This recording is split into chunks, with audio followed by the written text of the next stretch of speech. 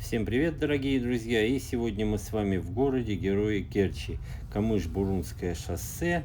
Едем смотреть строительство многоуровневой развязки. Но перед этим взглянули на цены на бензин на одной из заправок Керчи. 95-й бензин 75,49.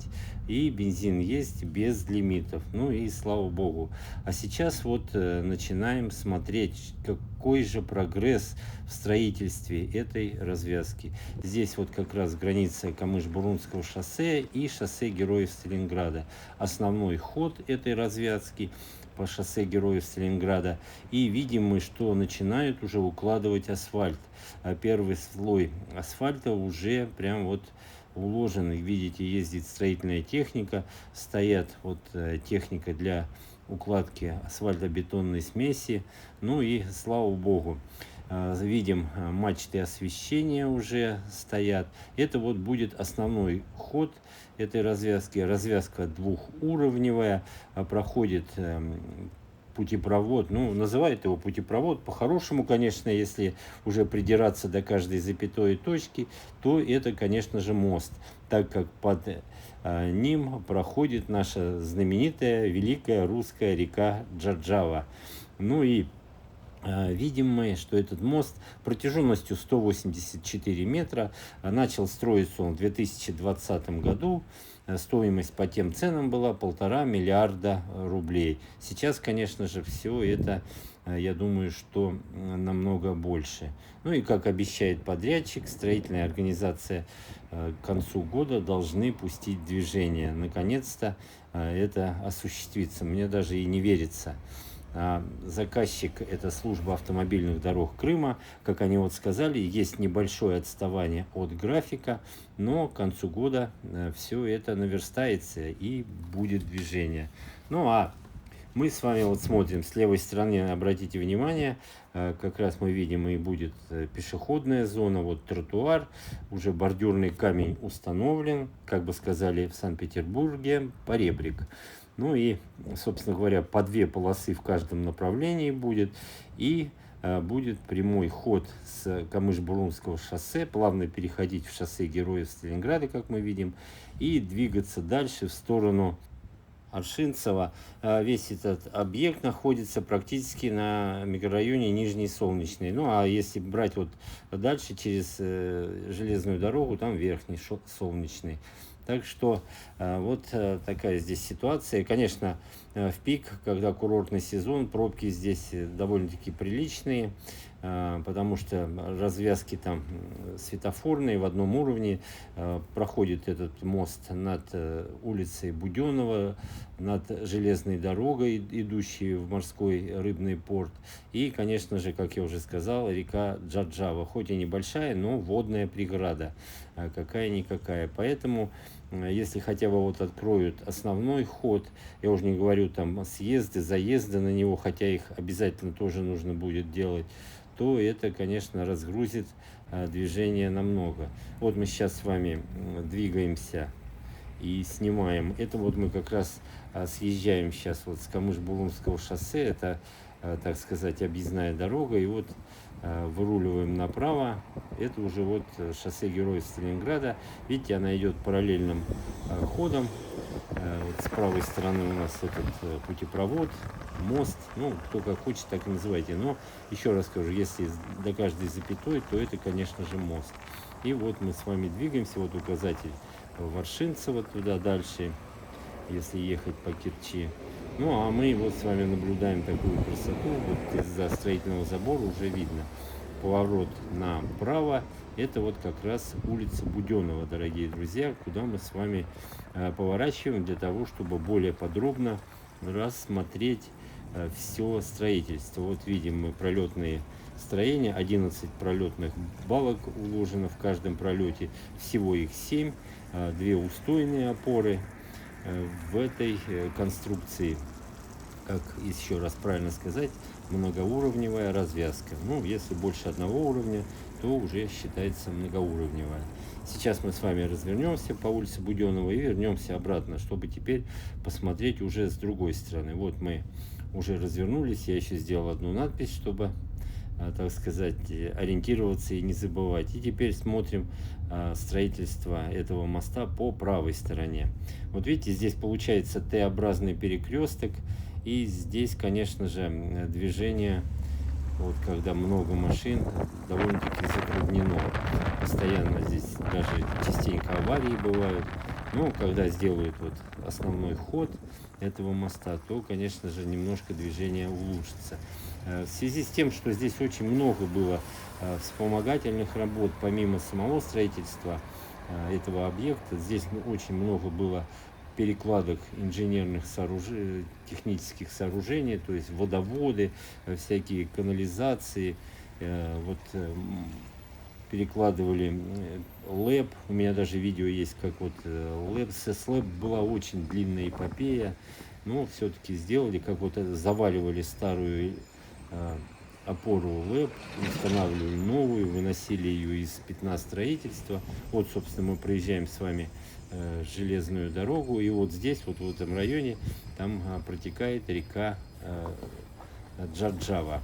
Вот с левой стороны она должна быть. Ну, поворачиваем на улицу Верхнюю. Как раз вот если мы сейчас проедем под этим мостом, с левой стороны там будет такое небольшое Джарджавское озеро. И вот, собственно, смотрим. Это здесь вот расположились строители, прям вот под пролетными строениями. Вот самосвалы стоят. Здесь все как обычно, камышом заросло. Комарья тут, конечно, но мы сейчас не по этому поводу здесь. Вот проехали под мостом, разворачиваемся. Меня много просили показать, какой прогресс. Ну, по сравнению с прошлым моим видео, которое в июне этого года вышло, вот я тоже также снимал где-то в середине июня. Кому интересно, можно посмотреть на канале и сравнить, насколько вот за эти 3-4 месяца достигнут какой прогресс. Но, еще раз повторю, строители обещают, что к концу года, по крайней мере, основной ход поедет. Хотя здесь довольно-таки большая территория строительства. Здесь нужно будет еще ведь сделать примыкание там вот к основному ходу. Дальше съезды, заезды сделать, построить. Вот видим, мы конус уже забетонирован. Здесь вот идет шлифовка бетонных конструкций. Ну, еще видим мы, что нету постоянного ограждения. Вот строительное ограждение есть. Спуски и подъемы на мост есть, потому что будет, как я уже сказал, пешеходная зона, пешеходный тротуар. И поэтому вот нужно, чтобы подниматься и спускаться на этот путепровод. Ну, будем называть половину путепроводом, половину мостом. Но я все-таки придерживаюсь, что это мост. Река Джарджава, конечно, не Волга и не Дон, но все равно какая-никакая река. И вот если инженерное сооружение пересекает водную преграду, то это уже мост. В иных случаях это путепровод. Так что будем придерживаться. Ну и вот мост закончился. Здесь уже вот подъезды к этому мосту, насыпи, все это было. Здесь по этим словам, видите, вот горы грунта, много перекладки было. Водопровод большого диаметра, я уже сказал. Это вот у нас микрорайон Нижний Солнечный. Мы разворачиваемся с вами. И теперь вот давайте посмотрим общую картину, как будет выглядеть. Двигаемся мы по шоссе Героев Сталинграда. Я так понимаю, когда сделают основной ход, это вот как дублер будет съезд сюда, к микрорайону. Ну и опять же и заезд нужно будет делать. Так что вот смотрите, лестничный спуск или подъем, кому как удобнее называть, именно вот на мост, чтобы там вот переходить через реку, через железную дорогу и через улицу Буденного.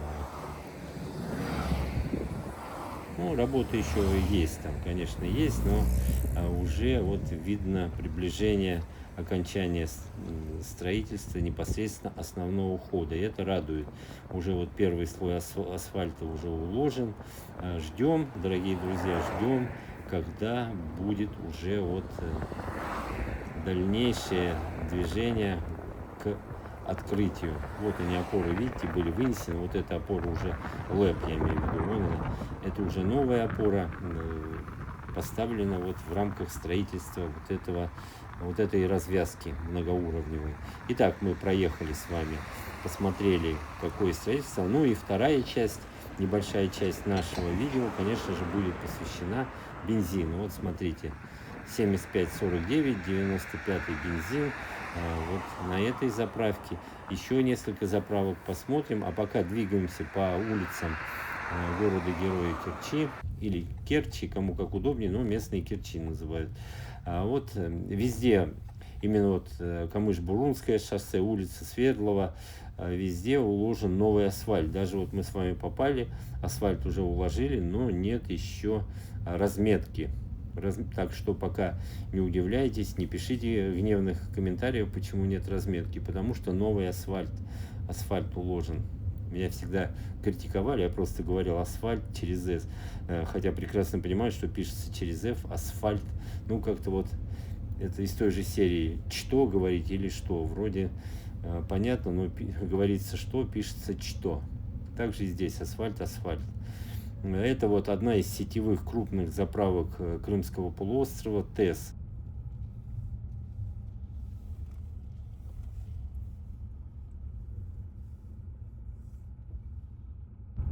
95-й премии 80 рублей 80 копеек, просто 95-й 78 80, 92-й 70 80, ДТ 79 80. Это заправка ТЭС в городе Герои Керчи. ГАЗ 3780.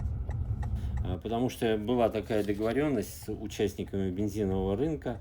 Вот глава Крыма Сергей Аксенов договаривались, что 95-й обыкновенный будет не дороже 76 рублей. Ну, вот здесь что-то за рамки вышли. Это вот ТЭС, один из крупных игроков на топливном рынке Крымского полуострова. Есть еще второй, это Атан. Но там мы еще с вами посмотрим.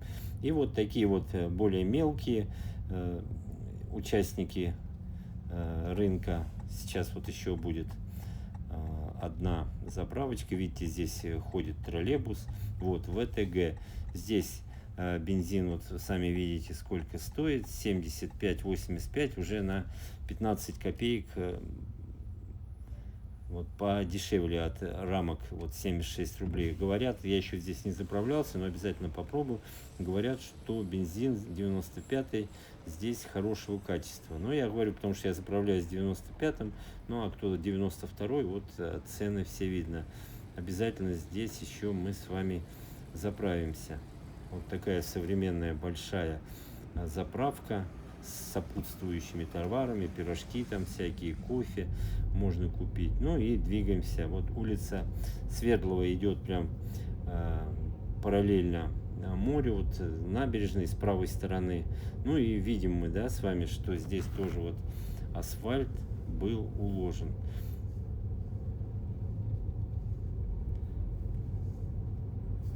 Хорошего качества. Там вот офис банка ВТБ, открываются уже такие солидные офисы. Раньше он был РНКБ банк, но после объединения ВТБ поглотил, и теперь вот будут вывески ВТБ. Меняют карточки всякие разные на ВТБ. У кого РНКБ был, многие жалуются, что идет как-то не очень весело вот это обслуживание.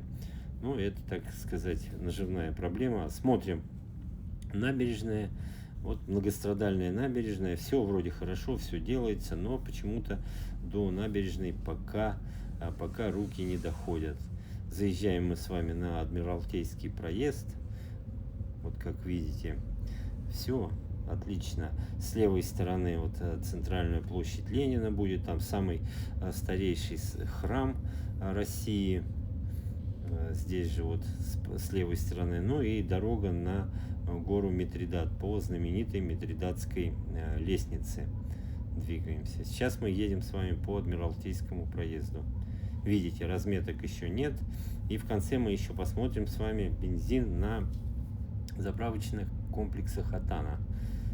Потому что, еще раз скажу, вот ТЭС и Атан — это два самых крупных игрока на Крымском полуострове. Даже умудряются, вот я видел на М4 перед Воронежем, по-моему, заправка Атана есть. Посмотрите, какие инсталляции.